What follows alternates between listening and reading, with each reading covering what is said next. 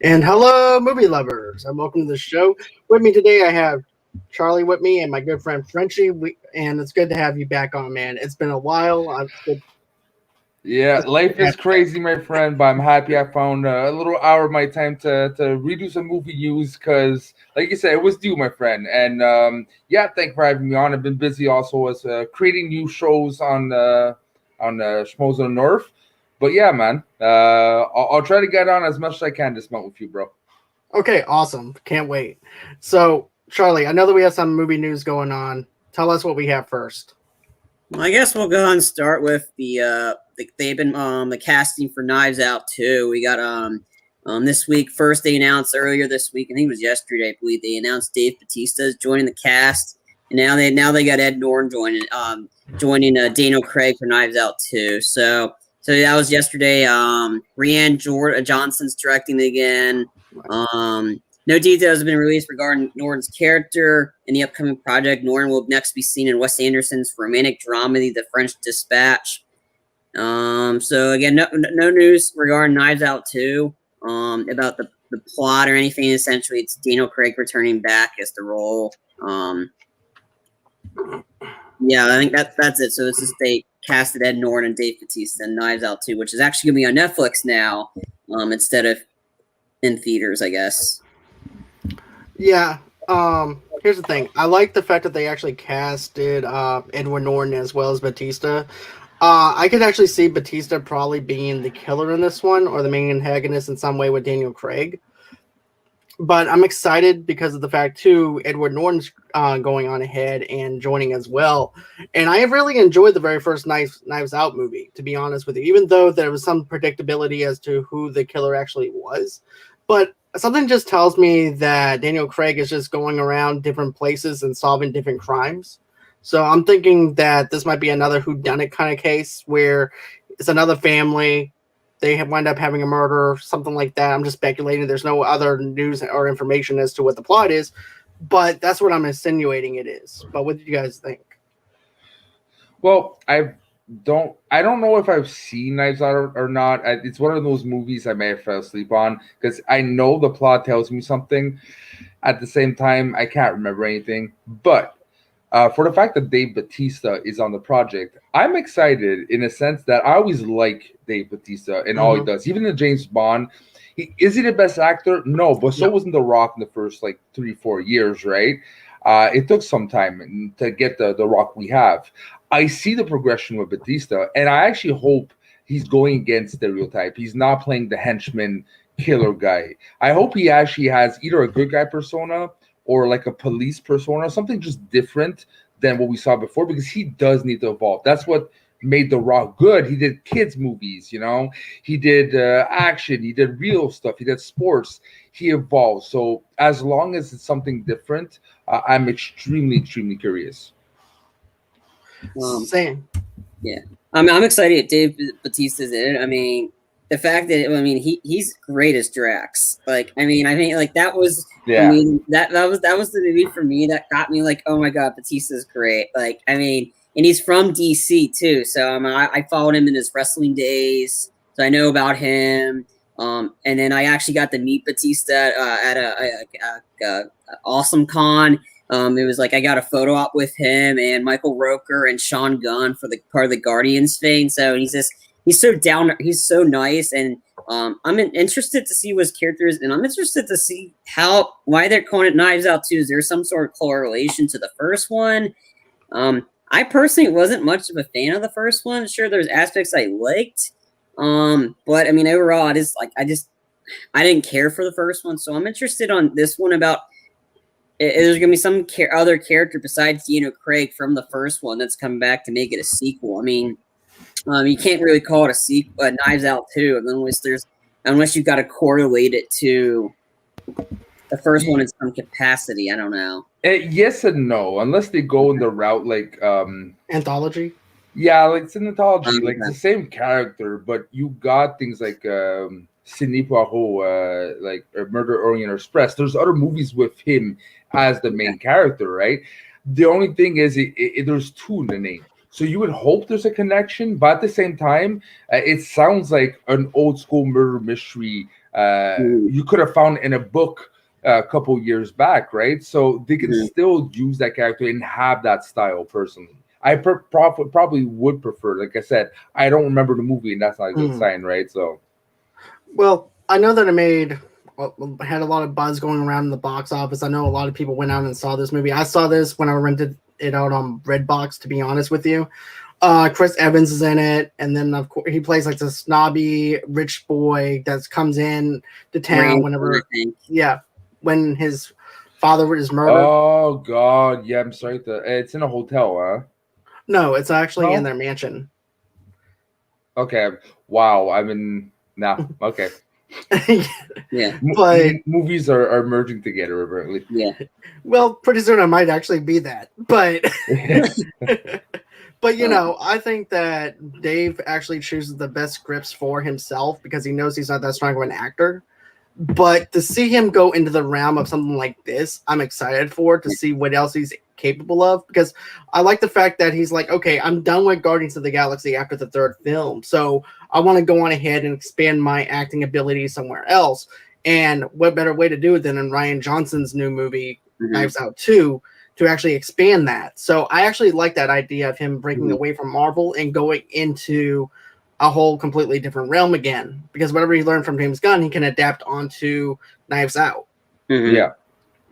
I mean, we'll be seeing him in 2 movies this year anyway. First, a week from Friday, he's in the Army of the Dead movie, which is going to be on Netflix. And then I believe he's in the new Dune movie. I think he's either a henchman or a bodyguard in Dune. And again, Dune's got a huge cast in that anyway. But we're not getting rid of Dave Batista anytime soon. So I have a question for you boys. How long would it take, you think, for him to get a leading role? Well, we've seen him in some leading roles and everything else when it comes to the comedy realm. But I would like to actually see him in lead roles into like maybe a drama, or into something where maybe this movie might actually do it for him, to where it might actually be led into maybe another action film or maybe into another drama or something like that. I would like to see him in those kind of roles to see what he can do to expand on it. Because sorry, go ahead. But I think it's going to take a little bit more for him to do it because it took The Rock a while to actually get that gravitas for that audience to go to him. And everything, breaking away from Disney and doing and stuff like that. Well, if you think about it, yes and no. The Rock, like, he had Walking Tall, Tooth Fairy pretty early in his career, and that's like leading roles, right? But he starts racking up roles, but they're always like the guy with the muscles, but still with a bit more importance because people know him, right? So there's still presence. It's not just henchman number one. That being said, he's still not like the main guy with a main character cast as fast as The Rock, still personally, if we really compare to his early filmography. But I actually hope, and this is something I was hoping for The Rock. He never did it. I would love to have a movie in the vein of, you remember Wrestler with Mickey Rourke? Yeah. That have Dave Batista or The Rock making an actual drama about the realities of wrestling and how it can, money and fame. Let's say we go to contrary of the wrestler. Money and fame doesn't necessarily means happiness, even if you succeeded and you're well known as a wrestler, right? So something that might be interesting, and I would love to see an actual wrestler play the role, right? So yeah, I would like to see that. Yeah.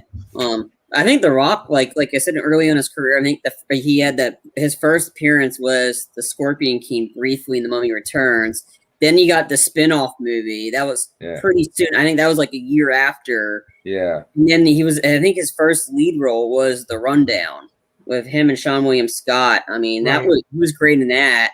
So I think The Rock, and then I think he had that sort of drama role in Snitch, which I thought he was great in Snitch. Yeah, it was. Yeah. And Faster.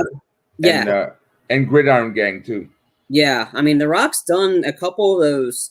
And then I think he was on that show Ballers on HBO. So, so The Rock's that. We'll see what Batista's do. I mean, he gets a leading role in a sense, kind of like he's the main draw of Army of the Dead. So, I think But it's still that's the thing. It's still like an ensemble, right? He works often with ensembles, except for James Bond because he's the henchman. But Guardians of the Galaxy, now Knives Out, I get a big ensemble type of people. He seems to work better or getting roles anyways that he's not always in the forefront. He can be shadowed a bit by other ones. Right? Yeah. Well, we'll see. I think it'll be sooner rather than later. We'll see. I mean, there's so many people out there that are doing roles, so it's. I think he's at his point where he can just pick and choose what he wants to do. To be honest, I mean, I don't think he's hurting for money. No. So, what else do we have? All right, the next set of news is regarding regarding Black Widow. Apparently, David Harbour has been teasing the introduction of the Winter Guard. So, and yesterday they released a bunch of character posters. David Harbour took the Instagram to share the Red Guardian poster in order to further promote the film. To MCU fans who aren't familiar with the Marvel comics, his post may not seem like a big deal, but comic book fans have more knowledge about the character's background would clearly know Harbour has seemingly confirmed in major detail about the long-delayed movie. And the Instagram caption, which you can see below, the 46-year-old not only mentioned Scarlett Johansson's Natasha Romanoff and Florence Pugh's Yelena, but he also name-dropped Ursa Major, Crimson Dynamo, and Sputnik, teasing fans should expect to see the live-action debut of the Winter Guard. In the comics, the Winter Guard was Russia's answer to the Avengers. The prominent member of the Russian superhero team were Ursa Major, a mutant who can transform into a bear, Crimson Dynamo, Russia's equivalent to Iron Man, Vostok / Sputnik, a robot with the power to control machines, and Red Guardian.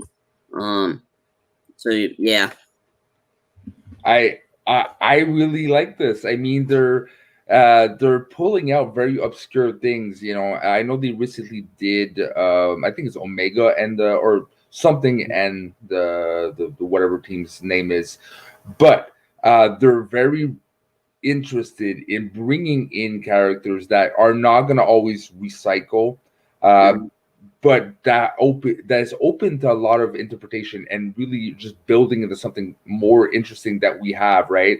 So it's a very interesting clean slate, and it could be, I don't know how can I say this, it could be cool to see a different type of, like, not as good Avengers, but they're not necessarily bad, right? So a bit more like edge to it. So yeah, I'm actually very interested, especially if David Harbour's character is interesting, because I like what I saw in the trailers. In the trailers, he seemed like he might actually steal the show. Personally, when it comes to like comedy and the lightness of it all, while still staying badass. So yeah, I'm definitely down to see it. Yeah, I definitely like the idea of them not recycling characters over and over again. We've seen what it was like for when we got the X-Men movies and stuff like that, especially with that last X-Men film, where you can definitely tell the actors and actresses just didn't care about it because of the fact that they've been doing the same stuff for a long time, and they're like, okay, I'm just gonna wake up out of bed, say a couple of lines, and then go back to sleep, basically, because I'm just tired. So I'm glad to actually see some new character development, seeing new storytelling finally. David Harbour is actually the perfect person to actually play into the MCU, and also knowing that Russia's playing a part of the Avengers and everything too makes me very intrigued and very interesting to see what their version is like as well. This is actually going to feel like a spy film, so this is actually something neat that they're actually playing around with a spy film. So that's something that I really like. Yeah, I mean, and the action looks badass. It's still, like, I saw another post that still not confirmed who's playing. I think it's Taskmaster. Yeah. So if they're really keeping it close to chest, because there's really no, history or nothing, they're probably gonna try to implement a spin, a certain intrigue, and probably have a shock. What that could be, I'm still probably guessing it's either her sister that's a Taskmaster or her mom, one of the two, right? So there's probably it's gonna be a family story, meaning that the dad is probably good, but there's probably a betrayal in the family, and it's all about like the connections or sometimes how far something can be that it's point of no return. You can't fix that relationship if the bad guy's your sister. What the fuck do you do, right? Mm-hmm. Right. It's kind of like that situation. Damn if you do it, damn if you don't, kind of thing. Exactly. I'm excited to see where this is going, especially since we just got Falcon and Winter Soldier, and one of the characters that they revealed in Falcon and Winter Soldier was first set to appear in Black Widow. So if anybody's listening, it's the Julia Louis-Dreyfus character, Val. She was supposed to be first introduced into Black Widow, but they introduced her. So she's probably going to be somehow involved in this movie. She could be Taskmaster. We don't know. The voice is so just crumbled in the story. We don't know. And the fact that Yelena is supposed to show up in the Hawkeye series later on this year too. So there's a lot in play here, and like I just want to see how. Like my big thing is, how is this going to be the bigger picture of the Phase 4? What's the bigger theme? Or Taskmaster could be an evil Skrull. Who knows? I mean, that seems to be the theme for the Phase 4 Skrulls. So I don't know. I'm excited for it. I've been waiting for Black Widow for a long time. So if they have a cool set of Avengers, hey, it just adds more to it, and I'm all for it. All right.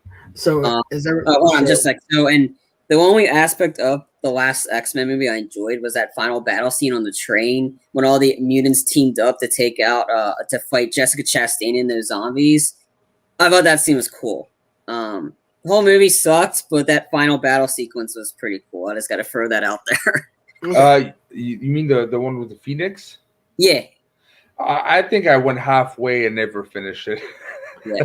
Final battle is actually really cool. Like, I mean, just when they're taking out Jessica Chastain, like her and her mutants, it's all on a train. And now you see Charles Xavier and his team, like, all have to team up to take out Jessica Chastain and her crew. And that fight was pretty cool. I mean, that was the highlight of that movie. The whole movie sucked, but that was the highlight of the Dark Phoenix. Okay. So did you want to go talk about the Golden Globes or Dexter next? Let's go with Golden Globes. Okay. What do you want to do, Frenchie? I was curious about the whole Dexter thing. So okay, yeah, let's go with Dexter. All right. I'm not aware. Okay, so set of news, like I said, it took me a while to pick up what was really going on.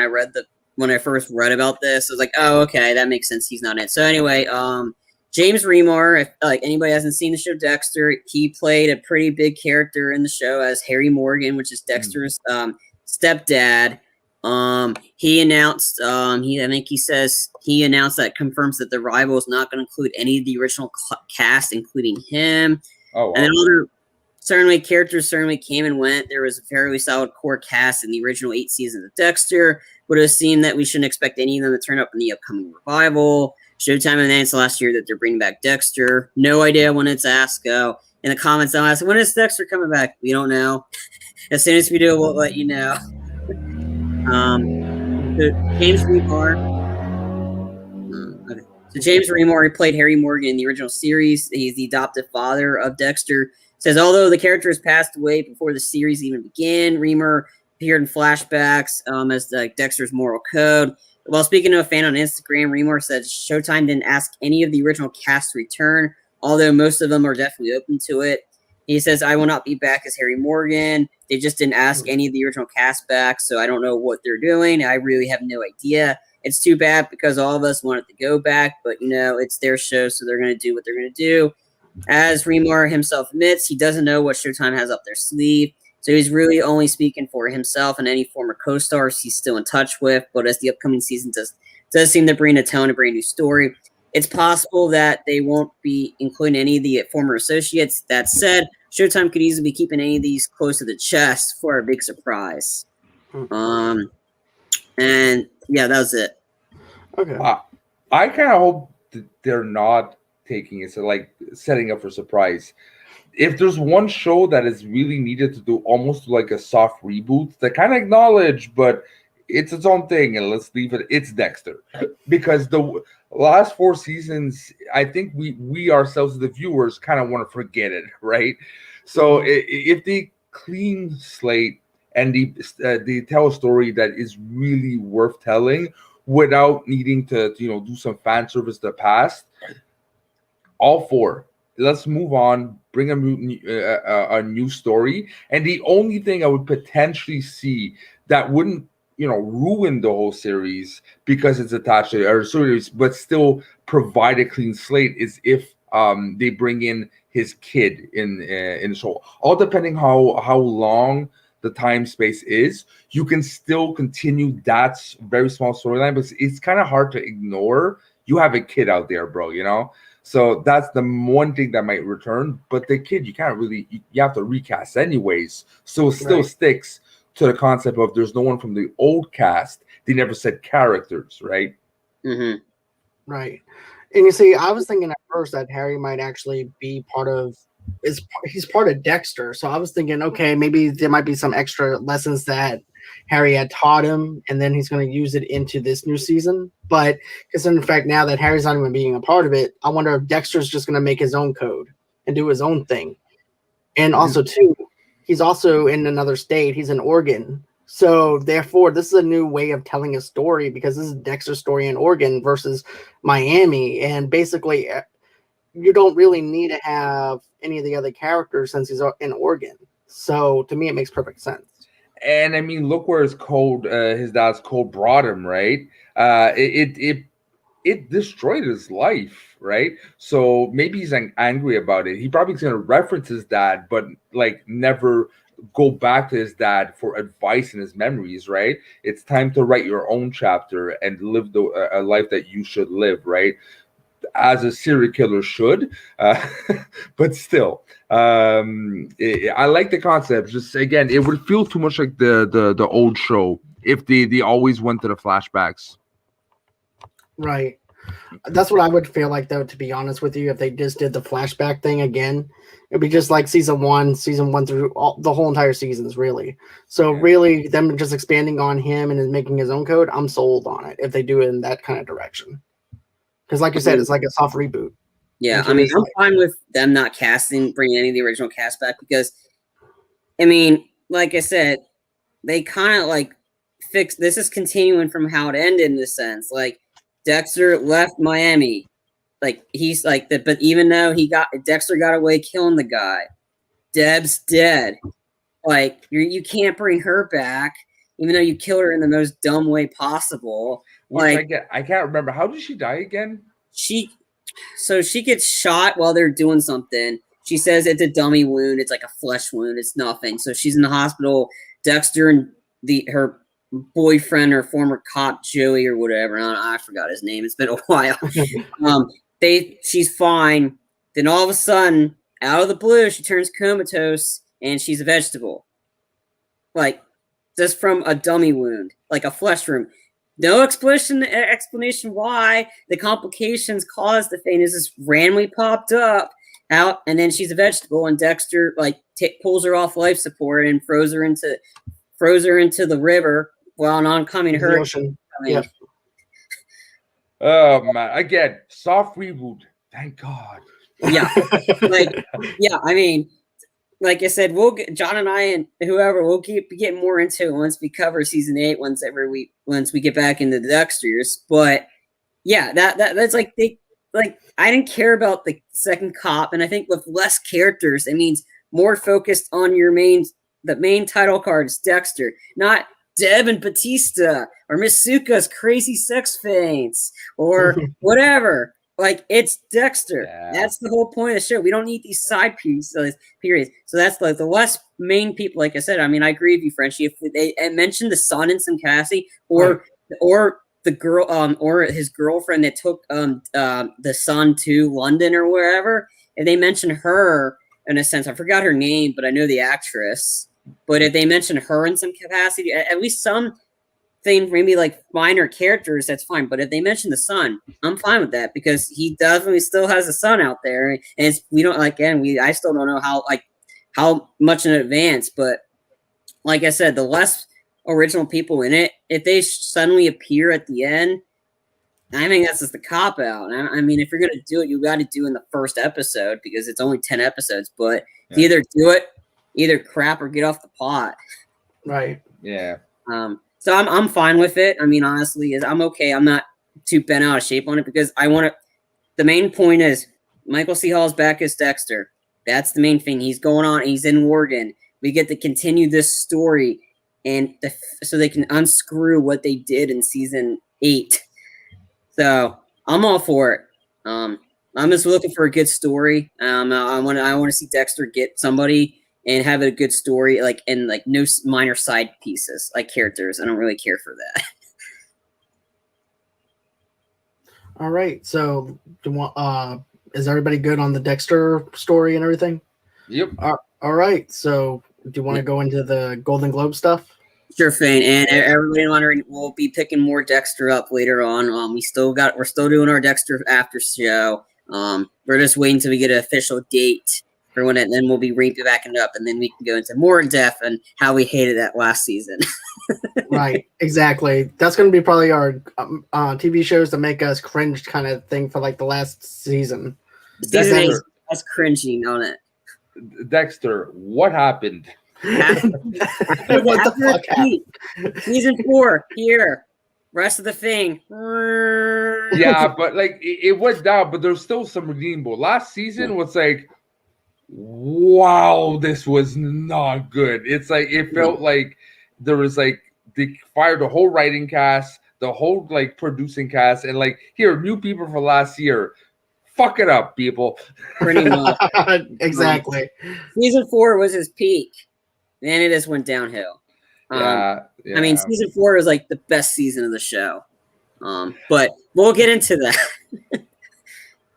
I'm looking forward to that. So that's one of my favorite seasons. Okay, moving on to more not so Dexter news. We're talking about the Golden Globes, about how NBC decided to cancel Golden Globes for 2022. As NBC waits to see if the Hollywood Foreign Press would enact any changes after its commitment to reform.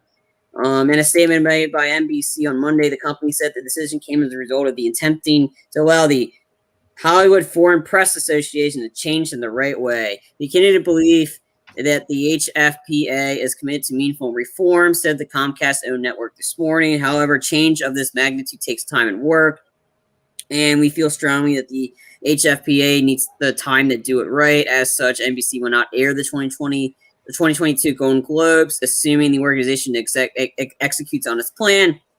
We are hopeful we will be in a position to air the show in 2023.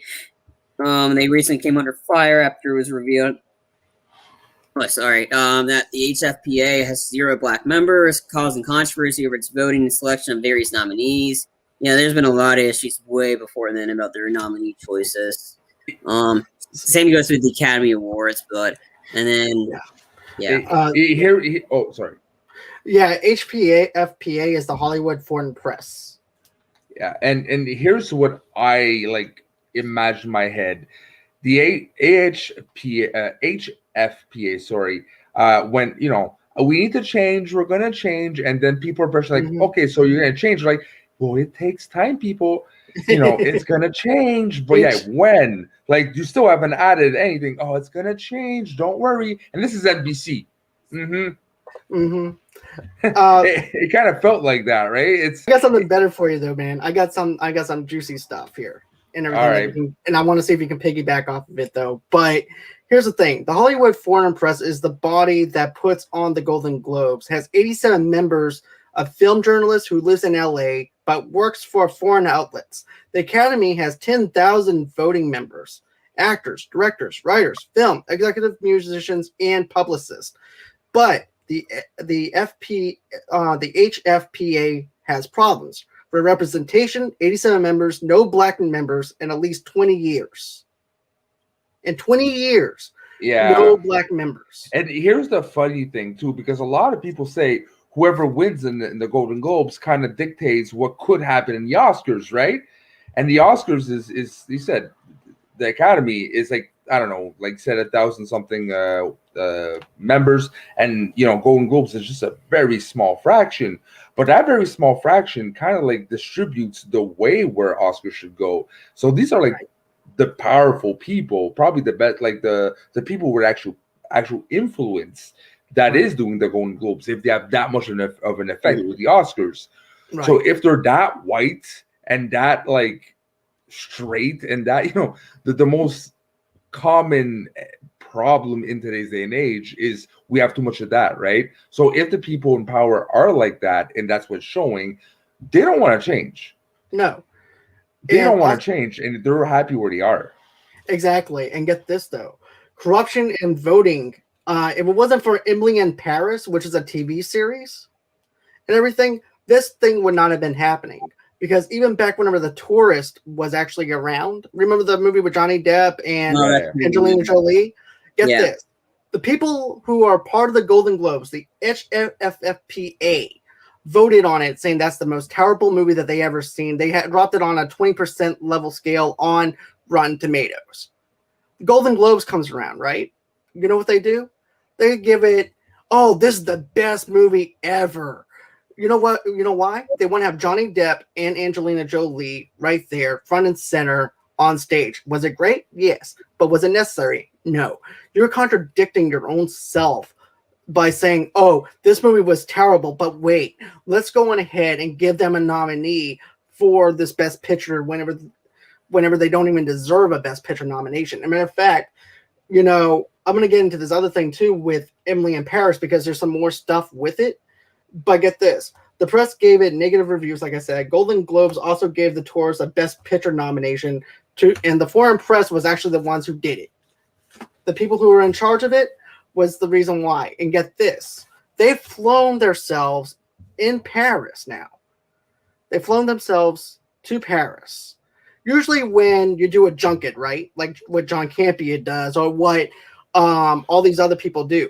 They fly them in, and then they give you a cheap hotel room. The next day, you do your press junket, and then maybe the day after you leave.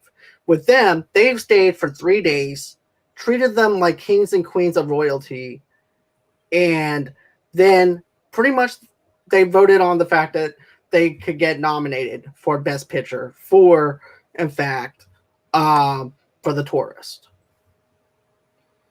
And this is why, I like the awards, but you got the entertainment side, which is the movies itself. The awards, personally, is about politics. This is politics. Right. This is not who deserves it better. You got from time to time, yes, a couple of examples, but in a large part, it's who's got the cash, who's got the influence, and who's hot right now. Exactly. And it what drives a lot of, it's an interesting symbiosis. Because you can't necessarily, in today's day and age, have a movie with interesting stars and some groundbreaking directors and stuff without having the Academy, because the Academy has force, right? Has power. But same goes for the other way. You can't have good movies without the Academy. So the politics is part of it. But right now it's bubbling up the surface. Exactly. And then it's like saying, okay, we're going to go ahead, give a Golden Globe trophy to someone of color, but in the all nationality, it's just there for show. It's just there to say, hey, look what I did. You see what I did? I gave that to someone of color. I gave that to someone indifferent. I'm just going to get that pat on the back, and that's it. But we're not going to do anything to change what we're doing behind the scenes. But get this, though. Now, you know how I mentioned Emily in Paris earlier, right? Now, she got bad reviews, but Golden Globes gave her Best Series nominations. The writer of that show even said that they didn't deserve to even have that nomination. I liked it, but And get this, the producers of 30 people of the foreign press flew out to Paris and treated like kings and royalty for 3 to 5 days. That's when they flew out, not during the tourist thing. Let me recorrect myself. Yeah. But that's when they ended up flying out for 3 to 5 days, being treated like royalty. And then on top of that, the financial improprieties, which is get this, it's supposed to be a charitable organization for money to put into film school organizations. But guess this, the members are getting the money and everything instead of that. So guess what? $2 million is actually being paid to those members and everything. Politics, exactly, man. It's all about who you know, and if you have the cash to pay them out. And it's politics that's tolerated even more than our governmental politics, because it doesn't affect policy. It doesn't affect, if you eat or keep your kid, or if you're sick, or this affects movies. So no one really cares if there's politics, but they fucking exist. Exactly. And then one last thing, and I'll let Charlie chime in though too, as well. But there's like a lot of stuff that was boiling whenever I found this. So, but then also too, the LA Times, Christy Fla. I'm sorry if I'm butchering your name. I don't mean to. This is a guy who can't pronounce certain names, like what Frenchie and I did a reaction trailer to. So please forgive me. So, anyways, Bushnevich, say it. I'm good. Thank you for asking. Okay. Bushnevich, come on. Bushnevich. No, yeah, you suck. No, I know. So, anyways, she's suing the foreign press for monopolizing and a bunch of other stuff. But get this, though. The foreign press and everybody else is like, oh, you don't really have a case or anything like that on the monopolizing side or anything like that. So, therefore, I think that she winded up having to drop the case. I'm not 100% sure on that, but you can actually read that on the LA Times, though. The industry, now this. I feel like this is a good thing. The industry wants the HFPA to add 2 new members plus 1 new member. So that way they can outnumber the old members. So that way it can be fair. Because like I said before, with the Oscars versus Golden Globes, there's more people. This is also why it's like the World Series of movies. Why it's so hard to get nominated, because you have all these people involved in it. It's not fair when you have 82 members doing Golden Globe nominations and everything. No wonder why they feel like free to pass out trophies all the time. Yeah, it sucks because there's so much things that. Oh, sorry. You know what? I just realized I'm not shutting up as much as you are, John. You know what? I'll hold my thought to Charlie. Okay. Yeah, I've had my issues with the Golden Globes and the Oscars because of who they pick and how they pick it. I mean, I've had issues like Golden Globes, like I said, it's very hard. I mean, when they give The Tourist that and The Dark Knight, one of the best movies ever made, doesn't get a freaking nomination for not only just Best Picture for the Golden Globes, but an Oscar. Come on, you give it to The Tourist. The movie's garbage. It's pretty sad for the about the HFPA when Tom Cruise has won 3 Golden Globes, returns them to you. Those are the only 3 awards he's ever won in his career. He gives them back. That pretty much says something because he's got no Oscars, no anything. Oh, and the other thing about the whole like, oh, it's a precursor. Yeah, I call BS on that because Stallone won the Golden Globe. And he's won everything else. You know what the Academy does? Let's give it to Mark Rylance. Like, that is the most epic snub I've seen in a long time. Them giving it to Mark Rylance for Bridge of Spies when Sylvester Stallone probably deserved that award more because he kept getting snubbed after snub for his Rocky movies to the Oscars and that. So yeah, that's one little precursor I don't care for.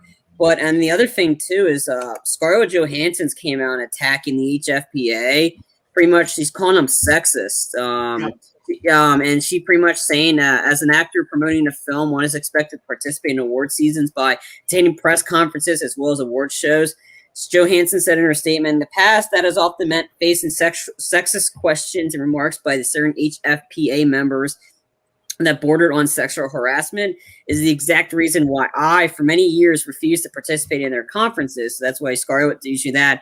And the HFPA is an organization that was legitimized by the likes of, you guessed it, Harvey Weinstein, to amass momentum for the Academy recognition, and the industry followed suit. Yeah, no wonder why there's a lot of flack going at HFPA.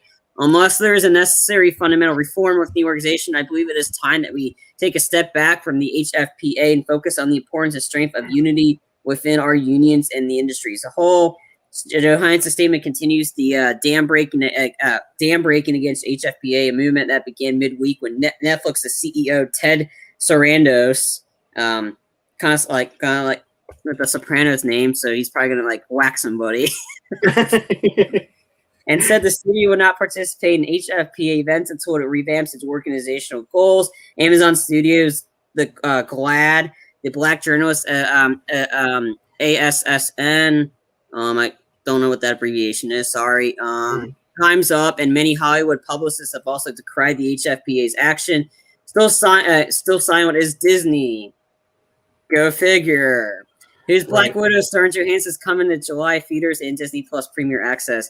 Yeah, no wonder Disney's staying quiet on this because they keep winning all the time. And I know Charlie and I said this to you before. It's like the participation trophy for Academy Awards, But it's still Dixon, and that's what I find interesting. It's not taken seriously, but often you kind of look at the Golden Globes for forecasts for the Oscars, right? So I'm conflicted. It's like it's not taken seriously, but still a precursor. Like I said before, it still sets the tone. So for me, there's a big contradiction there. So you feel like it's like the ESPN for the Academy Awards, basically, to set the tone for the Academy Awards in a sense. Yeah, kind of. It really has influence. So I don't know. It's just weird because I know it's not taken seriously. The last couple of years has been what the fuck is happening almost on screen, right? Oh yeah, but weird was shit. Like the Golden Globes, I didn't watch it, and then the Oscars was a complete joke. Like the Oscars itself, like, oh yeah, let's not do Best Picture. Let's do that before, and then do Best Actor and that, and then where everybody had a feeling that Chadwick Boseman was going to win the Best Actor, and they don't give it to him. It's kind of, and then they rush past the in memorial section. Like they rush through that, like the Flash trying to save his mom in Paradise, like Flashpoint, like it said the whole Oscar, and they was shooting. It was multiple locations. They shot it in a train station, and everybody's talking for hours. I heard it wasn't great, and it was the lowest rated Oscars in history, and they dropped a lot of ratings. But the fact that like everybody had an inclination that was going to be Chadwick Boseman because he just passed, and that's how they always seem to be like, oh, you just died, we're going to give you an award, like a participation trophy, which I think Chadwick Boseman probably deserved it. But I'm not saying Anthony Hopkins didn't, but the way you set it up in this to let people's hopes down, like it's kind of like you Tanya Harding them, like like you bash them in the knees. But I don't know, like I said, it's the like, and then some of the times they do it, but the whole part of the Golden Globes, it's a farce because you have two separate categories, comedy, drama. It's very hard to figure out what it makes the Oscars that much harder. Like sometimes, like Brad Pitt getting it, he deserved it because he was great in Once Upon a Time in Hollywood. There's times that they get it right, but it's very rarely they get it right. All right. Let's see here. I know that we're scraped for time a little bit for you, Frenchie, because I know you have some other stuff that you have going on. Are you good for time right now, or do you have to get going? Well, I got maybe like 3 minutes. 3 minutes? Yeah. Okay. So let's see here. What else do we have after that? John, we can go ahead and do that topic question. Yeah, this is going to be a fun one, Frenchie. I figured this was going to be a good one for a 3 minute. Yeah, go ahead. All right, so the topic question, who was it from, John? I forgot. My friend Rick from the Joker Unleashed page.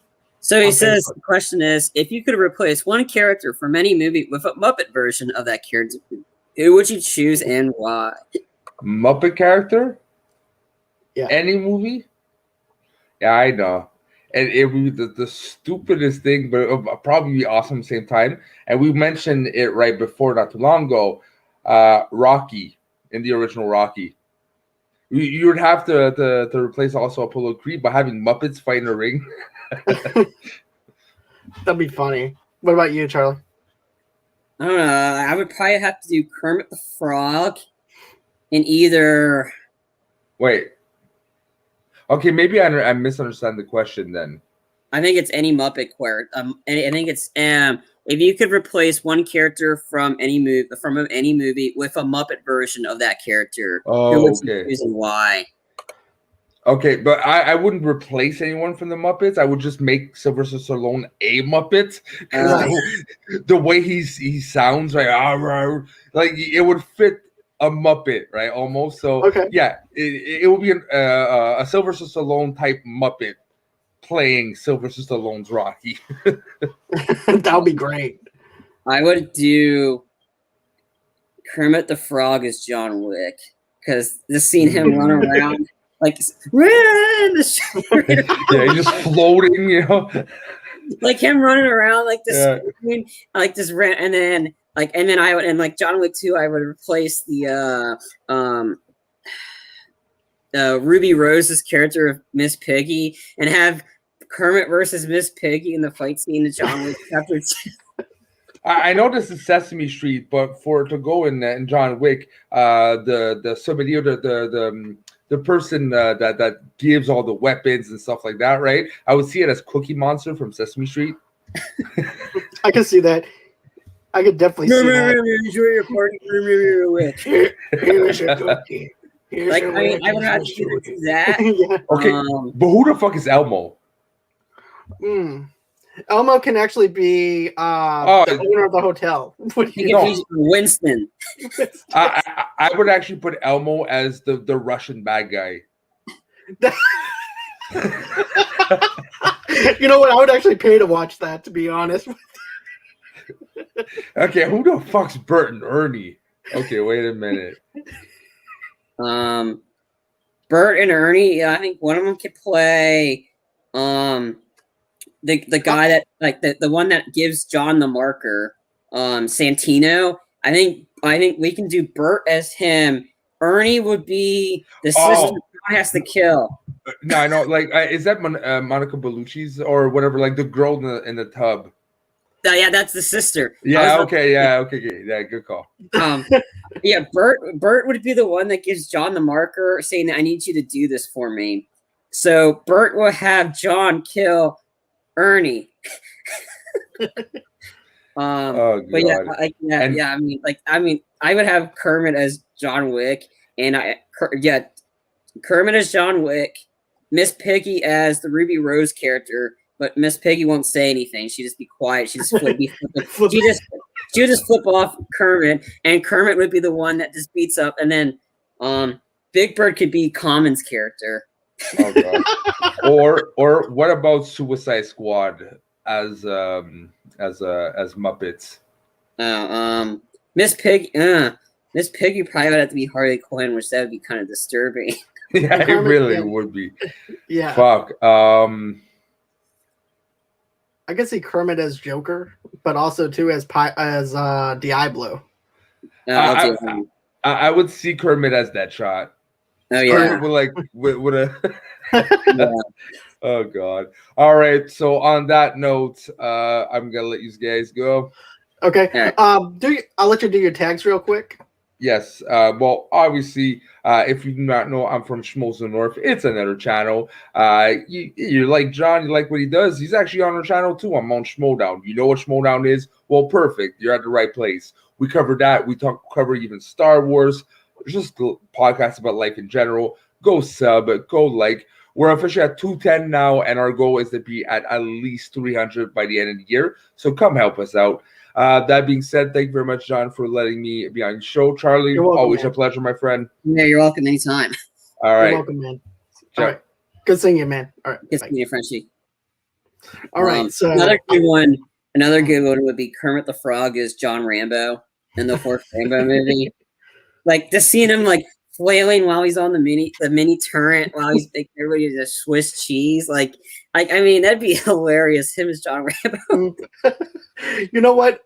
I'm gonna actually have to go with this one though too. I'm gonna piggyback off of Brandy's choice real quick, but it's gonna be Civil War, Captain America's Civil War. Okay. And I'm actually gonna have to put Bert as Sebastian Stan with the Winter Soldier. And let's see here. As far as Tony Stark goes, I would have to put. Of course, I have to put Kermit as Tony Stark, and have Miss Piggy as Pepper Potts. Or Miss Piggy could be Black Widow.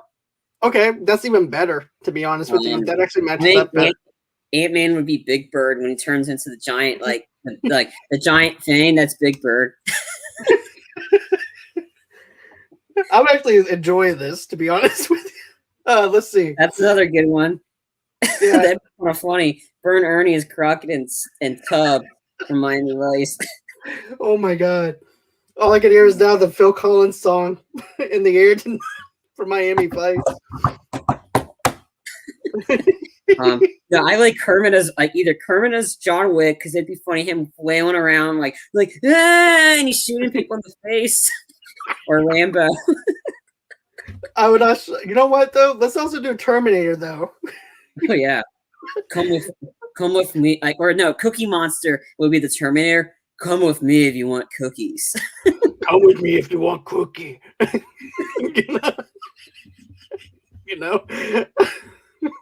I just want to see Kermit now as John Wick. Honestly, I just want to see him run around just shooting people. That'd be hilarious, though, man. That would be.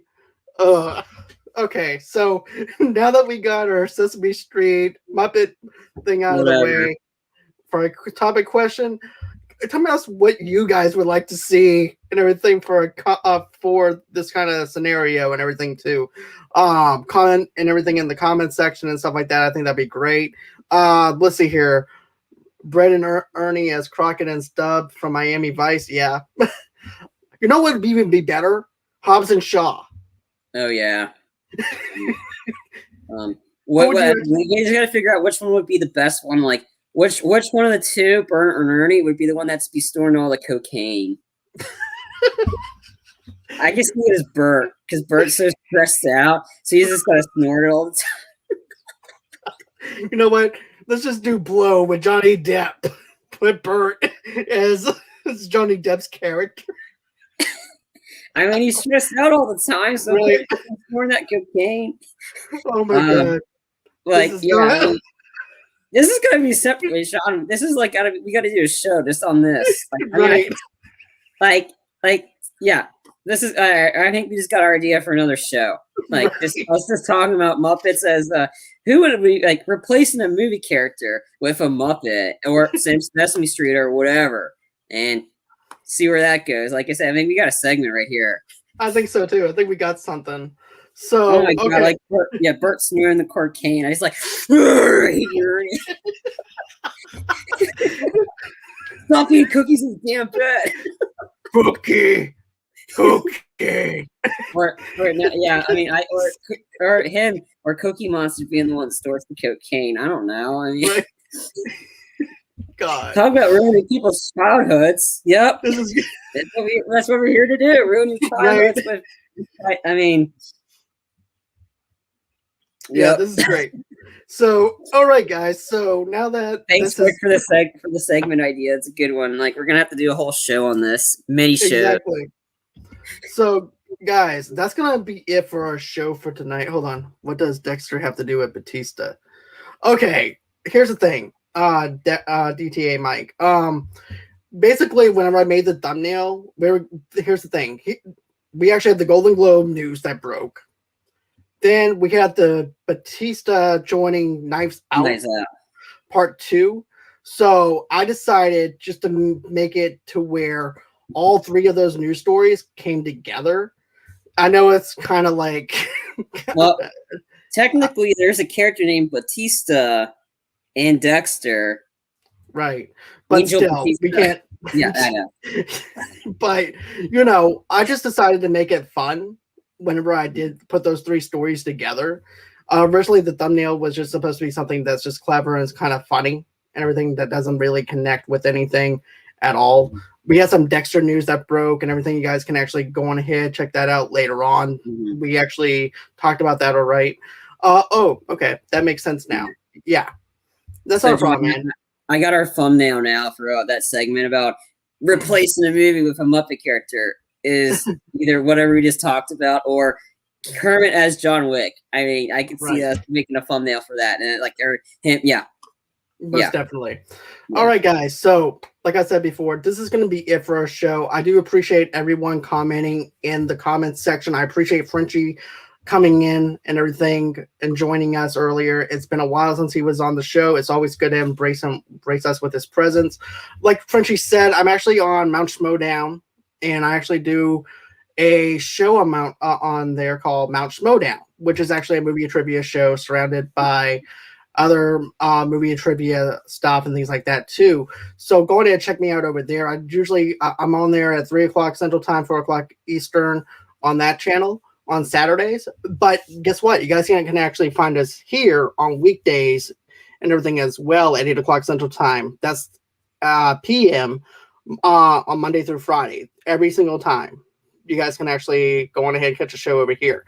Another thing too, guys, if you guys want to go on ahead, hit us a like, subscribe to the channel, tell us what you think about the show. Also too, get an audio podcast episode of this show. Another thing too is I'm actually having I'm having some trouble with Apple Podcasts right now. For some reason or another, they haven't released the other 2 episodes from last week. So if you guys can, subscribe over to Spotify or wherever you guys get your podcast from, and you guys can actually catch up with some of the other episodes that I do on the audio podcast side of things, if that's what you guys like to listen to. Another thing too is go on ahead and donate to the page. How do you do that? Just go to www.gofundme.com/movie lovers podcast. And of course, you guys can also go on ahead, go to www.movieloversunite.com for all your entertainment news and needs. And then, of course, you guys can also get in contact with me at movieloversunite@gmail.com. And you can also follow me on Facebook at Movie Lovers TV Lovers Unite over there, and also too on Instagram and also on Pinterest as well. And then you can follow me on Movie Lovers Unit on Twitter and John DeGorio 8 on Twitter. And then you guys can also follow me as well on Stereo at Movie Lovers Unit over there. Those are all the places that you can actually reach us at, reach me at anyways. We actually have another show going on for tomorrow night. So make sure that you guys actually stay tuned for that. And then, of course, we're going to be doing our Marvel May movies that for all this month. On Sunday or Saturday. Was it Saturday or Sunday that we're doing the Deadpool 2? I think it's next week. Next Saturday. Yeah.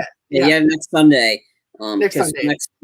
Next Sunday we're doing Deadpool 2, and I believe next Saturday, the 22nd, we're doing Sarah from We'll Get That Rose podcast about The Bachelor. She'll be joining John and I. Maybe I believe our friend Sean. I'm not 100% sure. We're doing Silver Linings Playbook. And then tentatively this Saturday, John and I will be doing our review for the new HBO Max movie that's premiering on Friday called Those Who Wish Me Dead. So everybody that saw the trailer reaction to it, it looks pretty intense and looks kind of fun to do. And I think Thursday, John, aren't we doing our worst of 2012 and honorable mentions, hopefully? Thursday, we're definitely doing that. We're doing our worst of 2012, our year in review. There's actually some other stuff that's going to be, some exciting stuff that's going to be dropping for next week that I'm going to tell you guys about coming up either tomorrow or Thursday. So go on ahead, stay tuned for that. Give us a like, give us a share, tell everybody about Movie Lovers Unite. And always until next time, guys, it's been real, it's been fun. I can't wait to do this again, and bye-bye.